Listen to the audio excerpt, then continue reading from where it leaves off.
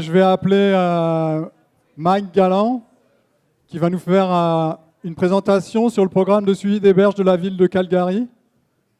Mike, il est ingénieur, expérimenté dans le domaine de l'eau et spécialiste des infrastructures vertes. Il possède 20 ans d'expérience en matière de planification, de conception, de construction et de suivi de projets de restauration de cours d'eau. Il a beaucoup travaillé à l'amélioration de l'habitat du poisson ainsi qu'à l'utilisation du génie végétal pour le contrôle de l'érosion. Et il est titulaire d'une licence et d'une maîtrise en sciences de l'Université du Nouveau-Brunswick et d'un diplôme d'ingénieur de l'Université de l'île du Prince-Édouard. Et donc il va nous présenter cet important programme de suivi des berges de la ville de Calgary. Merci Mike.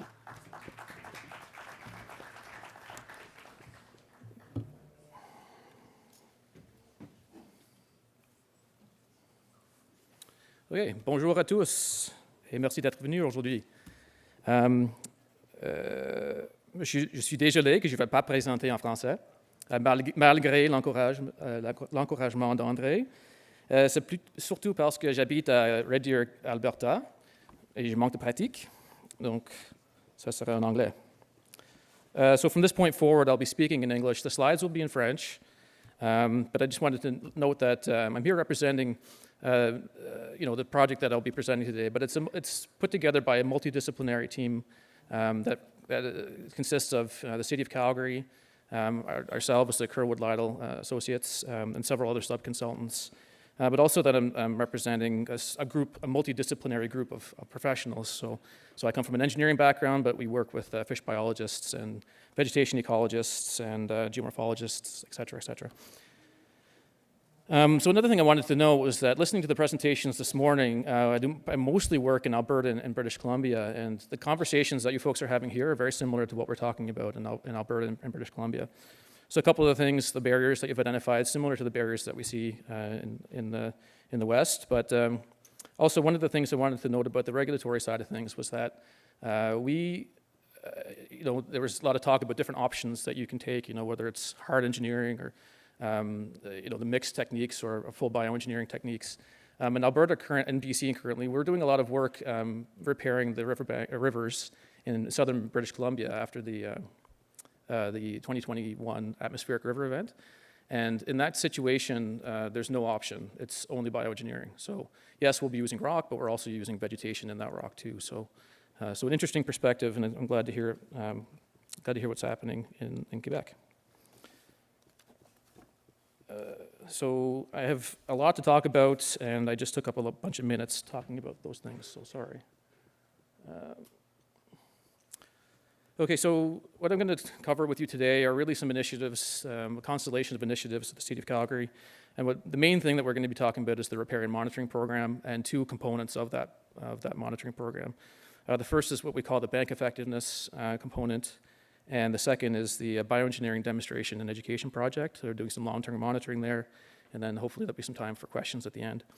And I should also acknowledge and thank SQP for inviting us today to speak, and also that the translation was done by them as well. And I hope that the translation does follow what I'm saying, because I'm looking at my notes in English. So.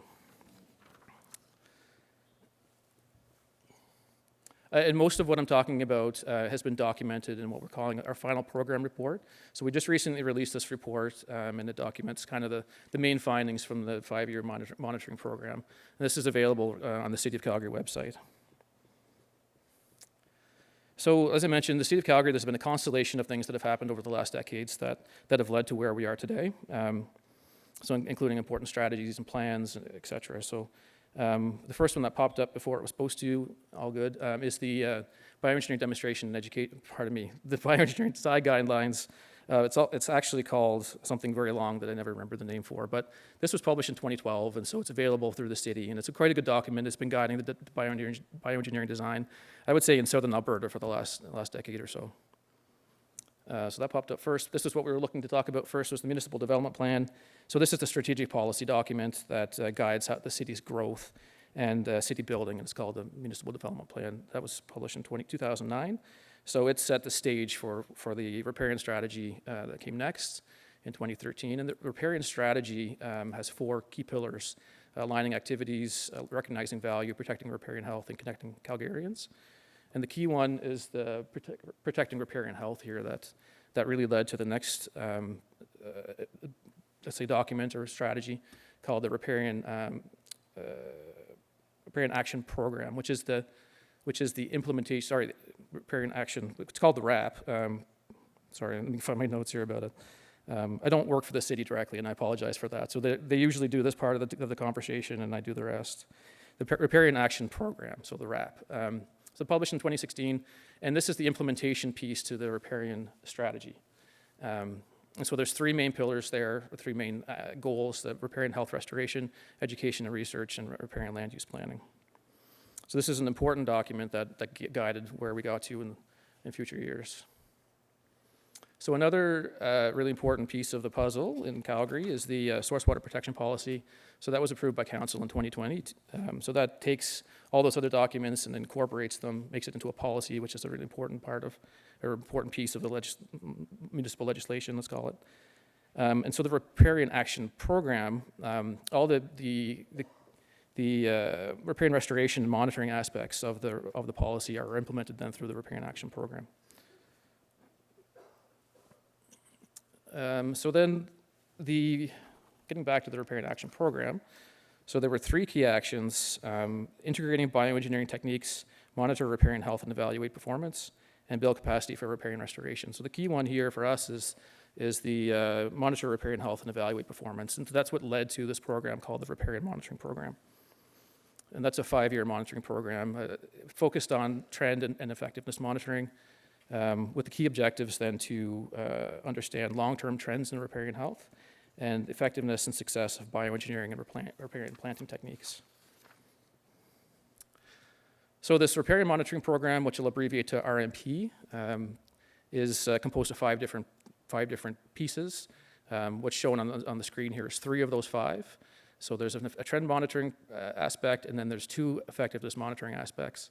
The trend monitoring we won't be talking about today, but it's basically looking at polygons across the city and what's the health of those at a large scale. So the effectiveness monitoring is looking down at the site level, and there's 2 different components. There's the bioengineering side, and then there's the repair and restoration side. So examples of those different sites, that's a kind of a large-scale polygon, and then on the bank effectiveness side, bank, and then the riparian is more up on top of bank, riparian planting. So we're going to be focusing on the bank effectiveness side of things, so the bioengineering side of things today in this presentation. So the 2 other components, if you're wondering, they're 2 special projects. One is the long-term monitoring of the demonstration project that we'll be talking about as well a bit later. And then the second one is monitoring of the geomorphology of the Elbow River, also a special project. So what is a bank effectiveness site? So essentially we're talking bioengineering here. So what we were talking about earlier this morning about phytotechnology. So they're situated on the watercourses in the city, and their primary purpose is bank stabilization, protection, or erosion mitigation. And they have both structural and vegetation components. So again, bioengineering in English, phytotechnology in French. So an example bank effectiveness site is shown here. So this is on a timber crib wall, or a caisson végétalisée, caisson végétale, on the Elbow River in the city. And so some other examples are vegetated riprap, a retaining wall, vegetated soil wraps, brush layers, live staking, etc. So our objectives in this bank effectiveness monitoring component were to look at the effectiveness of these sites. So looking at the bioengineering and planting techniques, how effective were the maintenance procedures, identify limitations and advantages of bioengineering techniques, develop recommendations for design improvements and future long-term monitoring, and then we prepared reports both on an annual basis and then a final program report that I showed the cover for earlier. Now, the annual reports aren't being shared publicly, just the final program report.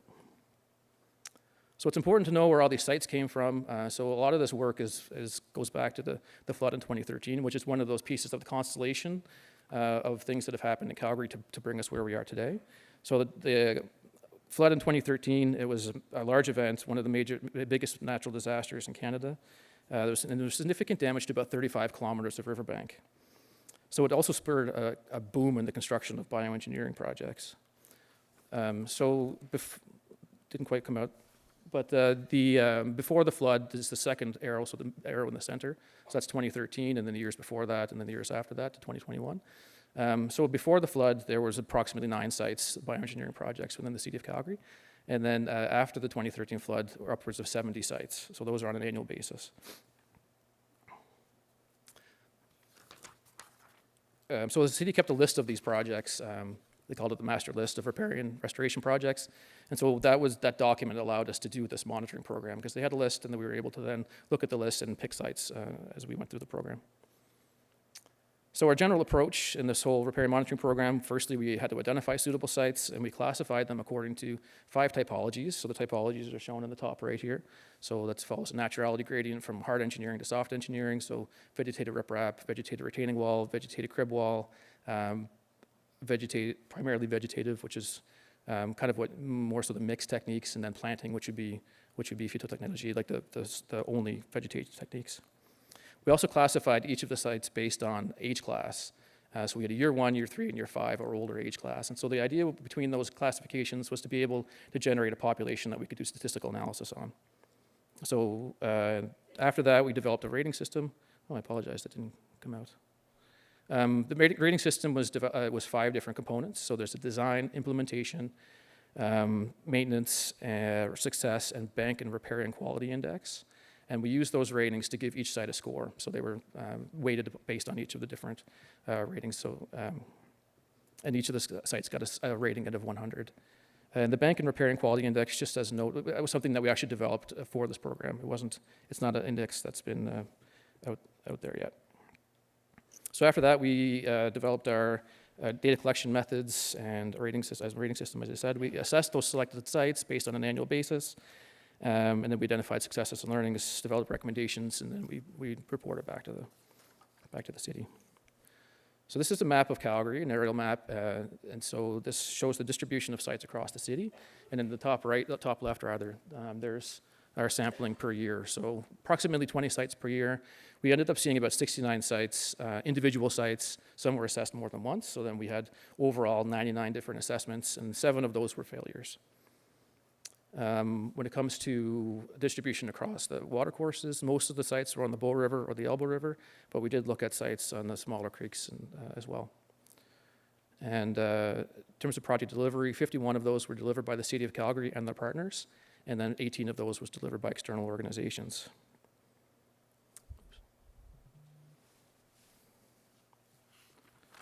So the data collection methods that we used, we had basically a field component and an office component. The office component, looking at the desktop type information, so looking at reports, drawings, and that kind of stuff. In the field, there was 3 components to our field assessments. We did a structural assessment, so looking at what is the condition of the site, is there erosion at the site, upstream and downstream. We did some surveys, did some probing and taking pictures. We also had we evaluated the vegetation, so doing measurements of vegetation using transects and quadrats, and then looking to see what the health of vegetation was and the actual growth, so measuring all that. And then finally, if the site was identified to be a failure, then we would do a failure assessment. And the failure sites were identified based on 2 criteria. One, whether survival was lower than 25% at the site for the woody vegetation, and whether the site was present or not, or working efficiently. So those were the two reasons for failures. One of the main goals of the program was to generate statistically valid results.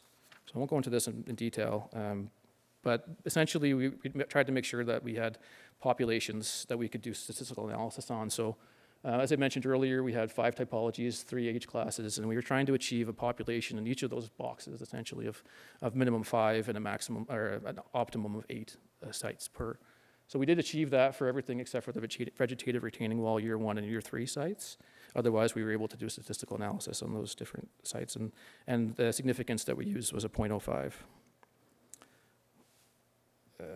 Ultimately, also just to note that 2 things, I guess. One, that in terms of the final program report, we tried to limit what we presented to the statistically significant side of things, because we have a mountain of data, a mountain of analysis, and the stuff that wasn't significant, we tried to avoid that, putting it in the final report, unless it helped us with a certain discussion. And also, we were talking about this earlier, I don't recall who presented this, but we didn't have very good information on costs, and we weren't able to do any analysis on that. But also, we didn't look at construction complexity or or regulatory issues when it came to how we analyzed some of the techniques that we looked at, how we compared them, I should say. So when it comes to the data set, the data set's very large to be collected, and we're told, based on Andre and others' experience, that it's a unique data set. We do have 69 sites that we looked at, 99 assessments. We collected just under 11,000 observations from individual trees and shrubs, and so we read 227 20-meter-long transects and 669 1-meter square quadrats. And you can see the effort here from our field work. So that breaks into about 7,000 different cuttings of 14 different species and just under 4,000 container plants of 31 different species. And so the data that we collected and that we analyzed, we're looking at year 1 survival, leader growth, so that's the growth for the current year of plant life, and then shoot length, so it's the overall growth for year 1, year 3, and year 5 or older vegetation. And we also sampled 57 different herbaceous species. So the data set also includes detailed observations for 9 different bioengineering techniques. So in English, brush layers, brush mattress, fascine, live staking, planting, vegetated crib wall, vegetated retaining wall, vegetated riprap, and wattle fence. And so you can see the sample size or the echantillon underneath there in terms of the sample size. And each of those samples is a 20-meter-long transect through that technique. So getting into the results of this program, so we have 2 different kinds of results. We have kind of the general observations, general findings, and then the statistical analysis. So this just gives you a list of all the things that we've documented in our final program report. We don't have time to go through all those today, so we'll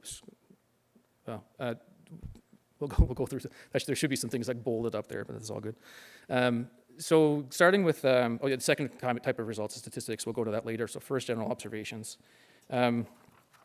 But when it comes to the documentation, so this is the desktop assessment. So this is where we ask the City of Calgary on an annual basis, these are the sites we're monitoring, please give us all the information you have on this site. And this is the list of stuff that we asked for from the city project managers. When it came to design documentation, so when it comes to drawings or technical specifications, we typically got that information. So upwards of 90% of the sites we got that information for. So we had a general understanding, or we felt that we had a reasonable understanding of how the sites were designed. When it came to cost, we got maybe 40% of sites with cost, so we weren't really able to do robust analysis on that, and also it was out of scope to look at costs in this program, but we did have some cost information. And then finally, second last, the as-builts, so this is what's documented after a site's constructed and what's given back to the city in terms of the final product that was built. So as-built drawings, construction closeout reports, that kind of documentation. We didn't get a lot of that, so less than 40% of sites that we got documentation on that for. So we had to make some assumptions that what was designed was what was actually built on the site, which is a reasonable assumption for the most part. And then finally, in terms of maintenance, we got less than 50%, so 44% or so of sites that we got maintenance records, and very little, so 7% of sites we got irrigation and monitoring, watering type information for these sites. Okay, so getting to the results in terms of our general observations. So globally, the sites, they looked pretty good. Over the 5-year program, we maxed out at about a 5-year flood event, 5-year return period flood event. So we didn't have a massive event like the 2013 flood. We did see some sites that were built before the 2013 flood, and some of them looked quite good as well. So for most often, though, there was no erosion that was observed within or upstream or downstream of the sites. But with the exception of approximately 1 in 10 site, we saw some minor erosion. In some cases, some washout of the timber crib walls. So there were 15, I think, timber crib walls that we looked at. And in this one in particular, you can see there's about 1 meter or so washout of that material. So now when it comes to the actual materials that were used in the construction, so whether it's concrete, steel, rock, etc., most of the permanent stuff, like the timber, the concrete, the steel, and the rock, all were good condition, and they were there according to how the site was supposed to be designed. But when it came to the matting side of things, or more the temporary type materials, so the matting, the quarter geogrids or the hydromults and all that kind of stuff, the results there were variable. Like where they were installed properly, they were doing the right thing. They were providing stability for vegetation to establish. Where they were installed improperly, we had the opposite effect, that it wasn't providing the appropriate site stability. Of note that we saw about 21 of 69 of the sites, so about 30% of the sites, there were synthetic materials used, so things with plastic, whether it was matting, whether it was wattles, whether it was a geogrid type material, that were there. And so, when we observed them to not be necessary, at the locations where we saw them, we figured that there was a really good alternate biodegradable product that could have been used instead. And so now this material is going to persist in the environment for, this site was installed in 2008. We saw it in 2020, so that's already 12 years. So that material is going to pose a hazard for wildlife in the long term. So one of the big recommendations from this program is to avoid using synthetic materials when possible. Because despite what the manufacturers claim, they don't go away. So some general findings on vegetation design and installation. So for the most part, we saw really good results where the designers were thinking about soil moisture for their vegetation. Saw some great pictures the last presentation this morning about getting wet toes, or vegetation getting wet toes. So it's an example of this. Calgary is a very dry place. We get 410 millimeters of rainfall a year. So you really have to consider soil moisture in your designs. And so we saw the site. This was installation in the top there and the bottom. We saw the site, I think 6 years later, and it was establishing very nicely. In contrast, where that whole idea of Calgary being a dry place wasn't taken into account, we saw high mortality. So in this example, this is a west-facing aspect, so hot and dry, and the designers had designed a soil burrito that was perched on top of the riprap and planted, and it failed and everything died. We also saw high mortality where vegetation or live cuttings weren't installed deep enough.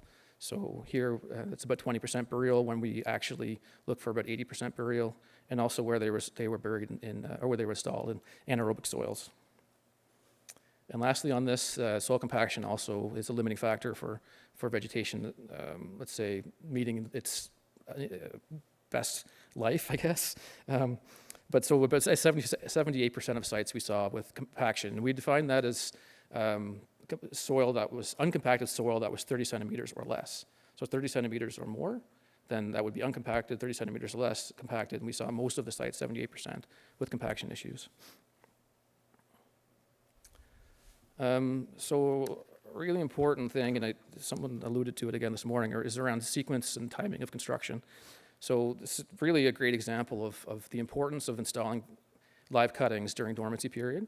So on the left-hand side here, this is a timber crib wall in Calgary. So on the left-hand side, the cuttings were installed in April, which is summertime, in August. Summertime in Calgary, very dry. Totally not the dormancy period for cuttings. And on the right-hand side here, we had the cuttings were planted in April. And so the construction was interrupted because they started in April, and our high water, our flooding period in Calgary is May to mid-June. So you can only construct in April and in April and in July to mid-September in Calgary because of the in-stream fish windows.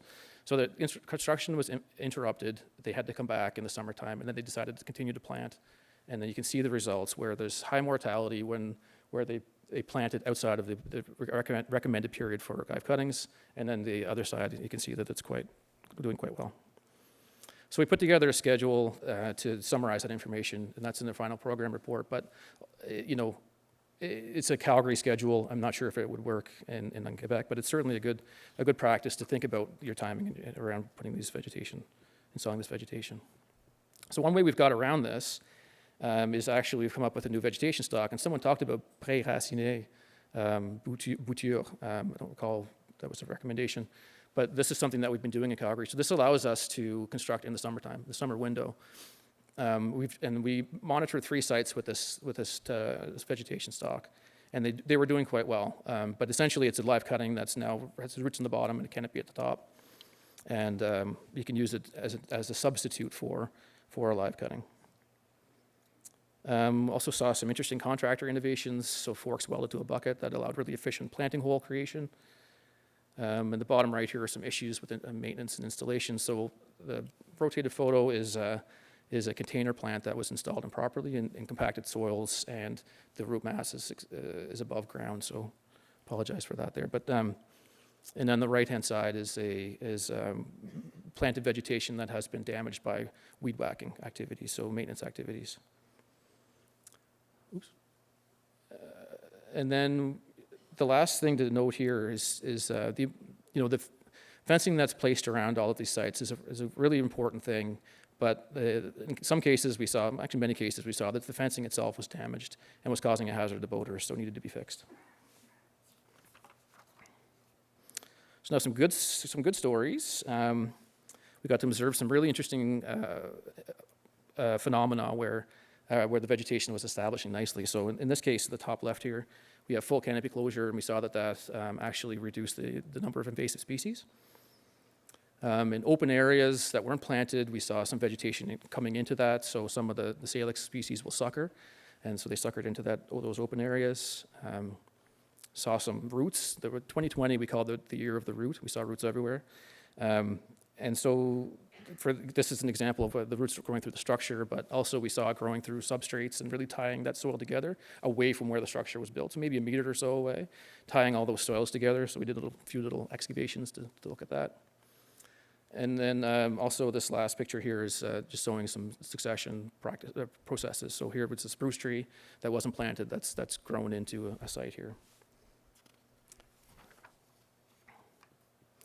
So another really interesting, I suppose, case study. So we observed the self-healing capacity of sites with well-established vegetation. So here, this site had 3 years of growth and was well fenced. And then in year 3, the fence came down. Beavers accessed the site, and then they chewed 25 meters of that site. They had a feast. But then looking closely at each of those cut stems, there was probably 3 to 6 different shoots coming out of that cut stem. We came back 2 months later and we measured the average vegetation, and it came back about 1.5 meters or so. So, there's 2 things that this shows. The first, it demonstrates the importance of protecting that site until you get good vegetation growth and good vegetation establishment, good root systems. And then the second thing it shows that the healthy vegetation with a good root system will be able to rebound quickly from a significant disturbance. So I'm not sure if you use fencing on your sites, but it's definitely highly recommended in Calgary. Okay, so moving to statistical results. Again, long list of things. We're not going to go through them all, but just wanted to kind of highlight that there's a number of things that we looked at. But we're going to start with year 1 survival for woody vegetation. So this is one of the things that we collected over those 11,000 different samples. So overall, taking all that data together, excuse me, we got 76% survival. So that's a good result. Like we're in terms of literature, 70% survival for year 1 is kind of where we're targeting. Excuse me. But that, if you break down to two different vegetation stocks, whether it's container plants, 96% survival versus the live cuttings, which are 69% survival. So that's a significant result between the two of those. And so we found that across our program, that container plants had higher survival than the live cuttings. And so what that tells us is that we should maybe be considering using container plants where it makes sense instead of using live cuttings. So we're talking like low velocity areas, top of banks, in places where sometimes people may try to put live cuttings where they may not be necessary and they may not survive as well if you just put a container plant there. But also that we can include these live cuttings, and we've experimented with a few techniques within a typically live cutting structure. So something like, going back to this last slide, this is a hedge brush layer. So this is live cuttings with a container plant embedded within that brush layer. And you can see the growth. So the salix interior growing tall, so it's a willow species.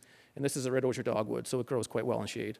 So that has been a really successful technique that we've tried in Calgary and recommend using that elsewhere. So now, next we're looking at the techniques. So year 1 survival for techniques. And so 7 techniques that we had data for. So brush layers, brush mattresses, fascines, live staking, plantings, vegetated crib wall, and vegetated riprap. And then there's a literature value for survival from Schechtel and Stern, so 70% survival. And so what you can see from this is that there's 4 techniques that met that survival threshold, with the highest being brush mattress at 96%, and the second being plantings at 94%. And the lowest out of those, that group was vegetated, vegetated crib wall. But now, so if we look at, I hope this shows up. So if we look at the results for year one survival alone, that tells us one piece, but it's not the whole story. So in this chart, we're showing the same data. This is the year one's live cuttings data for those 7 different techniques. But now we're also adding in the woody canopy cover. And so, and a target we've added here now. So this is the target, again, from the literature, 66% vegetation cover. So again, 4 techniques do meet the threshold. So we have, I don't have them off by heart. So brush layers first, met the target. Brush mattresses, met both targets. Fascines, met both targets, et cetera, as you go along. And then the final 2, the vegetated crib wall met the cover targets, and then year 5, vegetated riprap met the targets. But focusing on those same 3 techniques, there's kind of an interesting story that's told here. So as I mentioned, brush mattress met all the survival and woody vegetation canopy cover target. But then when you get to plantings, the plantings met the survival target, but didn't meet the cover target. And when you get to the vegetated crib wall, the survival for the vegetated crib wall didn't meet the target, but the woody vegetation canopy cover did. So what I'm trying to get to here is there's a whole lot of things you can read out of this, but ultimately, when you're setting up your performance targets for your contracts, often we use a survival target. And it's still important to do that because it's still important to have a survival target to ensure that you have good installation and good stock, maybe year 1, year 2, year 3. But in the long term, we should consider looking at woody vegetation canopy cover because that's really what we're trying to achieve with these projects, is trying to get 100% woody vegetation canopy cover because that gives us that maximizes our erosion protection. So some other statistical results, we found that soil amendment did a really good job of, and fencing did a really good job statistically did a good job of creating higher survival for vegetation. We also found that it wasn't a significant result, but it's important to say that we found a general trend in compaction, that the thicker the layer of uncompacted soil leads to larger shoot length, so better plant growth. So like I said, it wasn't statistically significant, but it was a general trend and an interesting finding. So those all led to recommendations that we provided in the final program report. I won't go through these in detail, the next 2 slides, but ultimately the data that we collected allowed us to compare different species. And so we were able to say, Salix interior is the highest performing shrub species. And so you should be using those in your bioengineering projects. Don't only use that technique because we're trying to also design for diversity. So there's other species that you can pick based on our results. And then when we looked at the herbaceous species, we found in the documentation for the projects 57 different species, did the quadrats to identify whether they germinated or not. Less than half or more than half didn't germinate. 11 species were sowed 5 different times and we didn't find them. So what that led us to do was to identify, try to avoid these species that aren't working and use the ones that are. I didn't use that. Another way of using the data we collected is to look at post-construction performance monitoring. So what's shown here is one species, and this is the data that is in our report. So for one species, do you have balsam poplar out here? You do? Okay, great. So this is a good example then. So balsam poplar, we have data from year 1 and year 3 post-construction for shoot length. That's the total height of the plant. So we have it in 25th percentile, so the lower end mean, and 75th percentile. So this is the database that we have in our report. So now if you go out to a new site, you can measure the shoot length of your balsam poplar, and you can compare it to this data. And so this example here is showing, so 58 is above the 75th percentile. We'd say, okay, that's probably doing pretty good in year 1. Come back in year 3, measure it, 68, it's down near the 25th percentile. Something's going on, it's not meeting it's the trajectory that we were intending. So maybe we need to do something. Maybe we need to water or weed or something. All right, so it identifies in your site some possible mitigation measures that are needed. The slide on the ratings didn't work out at the beginning, but so this shows the results of the ratings. So basically, like I said, there was 5 different components that we looked at. design, implementation, maintenance, success, and the BRQI, so this Bank and Riparian Quality Index. So now each of these sites were given, all the sites were given a score rather, and then ultimately we ended up with an average score over all sites, the whole program, 67 out of 100. So we looked at that, and that's kind of in the fair category. So we said, for the most part, sites are doing well, but there's some potential for improvements. And what we were able to do was look at the ratings data more in depth and say, while design is quite good, well, it's the highest, I should say, it's highest out of the 5 ratings. The maintenance and the BRQI are 2 factors that are lower on the low end. So what's going on there? And so in terms of the maintenance side of things, there was a consistent lack of documentation for us to be able to actually say that there was maintenance activities that was happening. And so, and then the BRQI side of things, the ratings were low to the low cover regenerating plants, low diversity, and the presence of undesirable species. So ultimately, that leads to, if we had improved the on-the-ground maintenance activities, weeding, et cetera, and then actually documented those activities, then we would have had a better result overall in the program. Very quickly, this is a site, the highest rated site. It got a score of 92 out of 100. It's called the Riverdale Avenue Retaining Wall Replacement, Phase 2, downstream. But it featured a live grading structure with brush layers in there, and there's a rock toe at the bottom of that. So that's something we were talking about earlier, rock toes. But overall, the vegetation establishment here was amazing. This is actually the same site as where the beavers chewed out. You can hardly tell, this is a couple years after that picture. But you can also see in this rotated picture here, the salix interior, how tall it's grown, and then this red osier dogwood again growing in the canopy underneath in the understory. Okay, so moving to the next part. So this is a special project that's being monitored under the Riparian Monitoring Program. Design and construction of this project was done outside of the Riparian Monitoring Program. So just the education components and the monitoring components are under the Riparian Monitoring Program. It's called the Bioengineering Demonstration and Education Project. It was a partnership between Alberta Environment and Protected Areas, Southern Alberta Fisheries Habitat Enhancement and Sustainability Program, the FISHES program, and the City of Calgary. So there's 3 components to it. There's a design and construction project where we designed and constructed 14 different bioengineering techniques across 10 different treatment zones. Design was finished in 2017. We finished construction in 2019. It's a 680-meter long site. And then there's a education component, and that's also part of the Riparian Monitoring Program, is finding, in combination with the monitoring side, doing the monitoring and then bringing the results out and presenting them, talking about them. So this is one shot of, this is site 2, a shot of what it looked like pre and post. This is 3 years post-construction. I'm not sure if this is going to work out or not. So there's 3 sites, as I mentioned, site 1, 2, and 4. We skipped site 3 because it was on the other side of the river and we didn't build anything there. So site 2, 370 meters long. It includes all the techniques that are shown here. And site 2, downstream of that, between 2 rock groins, 135 meters long. And that's the picture that you saw on the previous slide. And there's all the techniques there. And the last site, site 4, is 250 meters long. This is an interesting one because it's actually, site 1 was on a native eroded riverbank. Site 2 was between 2 rock groins. Site 4 was actually where there was an existing riprap bank, existing enrochement. And we tried to vegetate that existing rock. I think that came up in a question earlier too, about retrofitting existing rock with vegetation.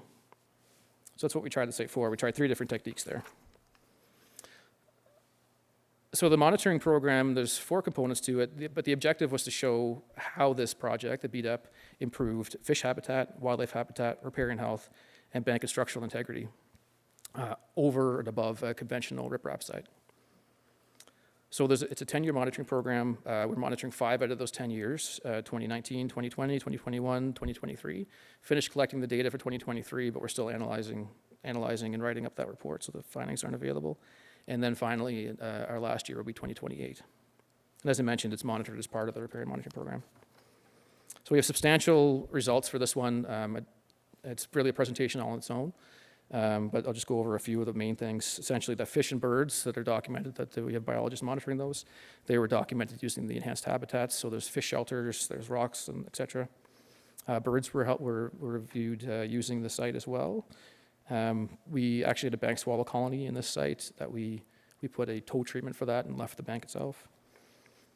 In terms of the wildlife monitoring, we had remote cameras for those, and we were monitoring how the wildlife was using the wildlife corridor that was part of the site. And so we saw mean increase in use of that over 2019 to 2021. So we were able to say that the wildlife are using this wildlife corridor. All three sites, the site 1, site 2, and site 4, are showing improved riparian health, with scores increasing by about 29% compared to baseline in 2016. We have not observed any erosion or scour or displacement issues here. Again, the maximum flow that this site has received since construction was the five-year return period flood event. But the canopy cover is doing really well on the bank for site 1 and site 2, so 89% and 83%. Site 4, where we were trying to retrofit that existing riprap, the woody vegetation hasn't taken there, but we still have got it looking very nicely in terms of it's greened up because of grass growth. But it was an interesting trial. It's probably the most experimental out of all of them, was trying to revegetate this big prism of rock. But there's some stuff we need to improve there, obviously. Ultimately, the site's showing better fish and wildlife habitat over a conventional riprap site, so better wildlife passage, riparian health, structural integrity, lower carbon footprint, not using all that rock. And then we estimated that the site cost about $1 million less to construct than the conventional riprap site. So we are actively and openly sharing the results from both of these, the Riparian Monitoring Program and the demonstration project monitoring. So those are some website links if you want to check it out. There's the final program report that I mentioned at the beginning of the presentation is available there, and also the annual monitoring reports for the demonstration project are there as well. We're also sharing the technical presentations, obviously, here today. Site tours and fact sheet shown here on the right-hand side here that has that schedule that I mentioned about planting timelines and that. So also we'll be preparing some scientific articles as a team. Okay, so in summary, the Riparian Monitoring Program, we think, particularly what I presented today, the bank effectiveness, really provides some much needed data on structural conditions and plant establishment that's missing in the literature for bioengineering sites. It's really unique in terms of the insights that we've been able to identify in the expansive data set we've collected. And so we think that the findings will support better bioengineering projects, both in Calgary, but the results can be expanded and used elsewhere from Calgary, with the condition, of course, that our climate is quite a bit different than others. We're quite dry. But that means that's the worst case scenario for vegetation. So now at this point, I'd like to acknowledge the team, certainly the City of Calgary, Project Manager Norma Posada, and all the external organizations that we worked with that partnered with us on this, and our internal team here that are acknowledged on the right-hand side. So yeah, I'm not sure if we have time for questions or not, but. Yeah. And if you do want to ask a question, I do understand most of the French conversation, so go ahead. I may respond in English, but I apologize for that. Merci Mike de nous avoir montré cet vraiment impressionnant projet de suivi des berges et du génie végétal à Calgary. Y a-t-il des questions? Allez-y.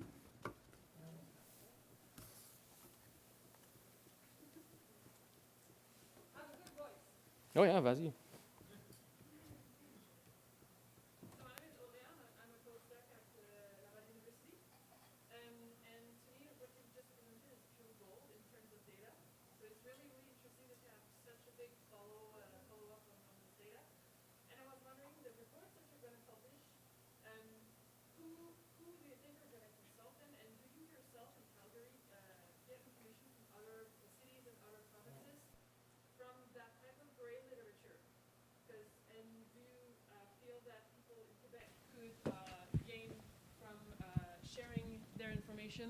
Towards English speaker, would we reach other provinces with our own knowledge like that, which is something that...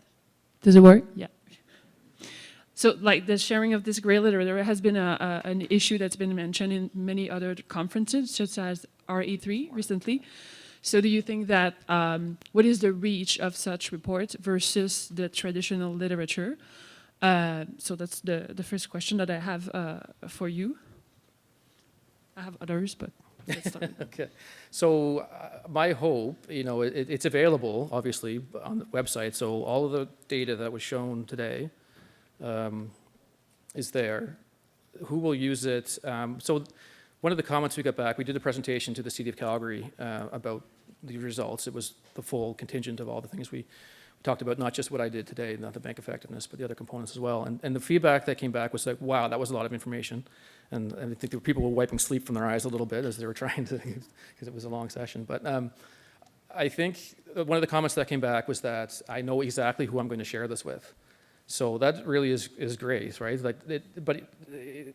In terms of the gray literature and even the conversations amongst consultants, like I'm a consultant, me sharing my practice, what we do with Mathieu Gendreux, who's here, like it doesn't always happen, and it should, because it does, in particular in this type of